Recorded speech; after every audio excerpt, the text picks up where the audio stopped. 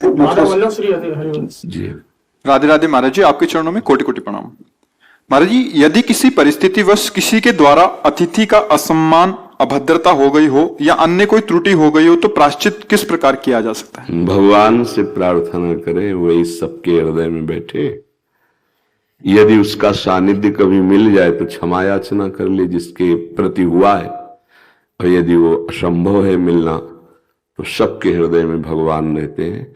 और यदि हम भगवान से प्रार्थना करें कि हृदय से पश्चाताप करते हुए कि ये अभद्र व्यवहार मेरी प्रमाद स्थिति के कारण हो गया, हे परमपिता, हे सबके हृदय में वास करने वाले प्रभु, मुझे क्षमा करो, आगे से मैं आपकी कृपा बल से सावधानी रखते हुए कभी ऐसा अभद्र व्यवहार नहीं करूं, क्षमा कर देंगे। भगवान ही ऐसे सामर्थ्यशाली है। सब अपराधों की क्षमा करने का उपाय हृदय से भगवान से क्षमा मांग ले, हृदय से। वो प्रभु हृदय की बात बहुत जल्दी सुनते हैं। भगवान ही अतिथि है, वही आते हैं। इसीलिए सबसे प्रार्थना कई बार की है कि कुछ चीजें तो हम अतिथि भगवान को सहज में दे सकते हैं ना। कोई आया तुम्हारे दरवाजे पर, राधे श्याम, भगवान नाम उच्चारण करना, राधे राधे।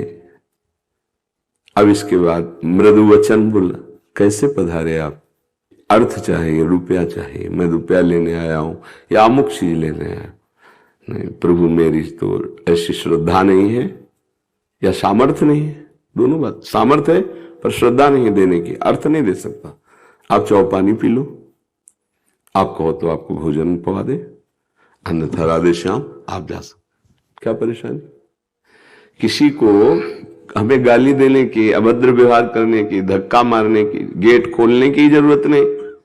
यदि हमारा भाव नहीं बनता है, हमारा विश्वास काम नहीं करता है आप पर, तो आप आए हैं बाहर से ही बात कर लेते, राधे श्याम, राधे राधे, मृदु वचन। फिर इसके बाद उसकी मांग, कैसे आगमन हुआ आपका, हमें भोजन चाहिए, रुकिए, बाहर बैठिए, अभी 2 रोटी की व्यवस्था कर दूं। गृहस्थ तो करना चाहिए, नहीं है कुछ न कुछ घर से खाने पीने की वस्तु दे दीजिए। हमको धन चाहिए, नहीं दे सकते, खुली बात, नहीं दे सकते। अब वो कुछ भी गुस्सा दिखा रहा है, कुछ नहीं, आप चल दीजिए, कोई मत, उससे कोई गुस्सा से आगे नहीं होनी। मृदु वचन, जल आदि के, भोजन आदि के लिए पूछना। अगर हमारा विश्वास श्रद्धा बनता है तो आसन दे देना बैठने। इसके बाद आप स्वतंत्र हैं, दे सकते हैं या नहीं दे सकते, इस पर कोई अपराध नहीं लगता। आपका भाव नहीं बन रहा है, हम आपको अर्थ नहीं दे सकते।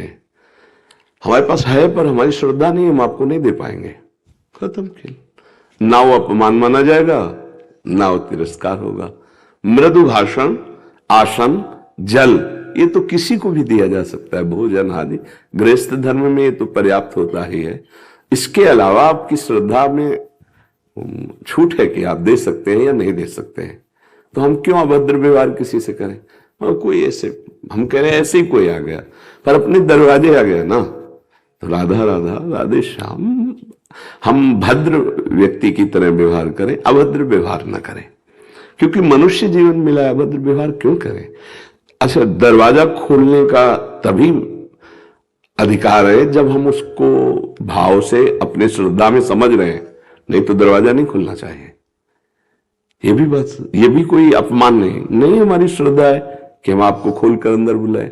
आपसे हम पहले बाहर से संभाषण करेंगे, क्योंकि हम अपरिचित है ना आपसे, तो हमारे घर की भी सुरक्षा है, हमारे जीवन की भी सुरक्षा का विषय।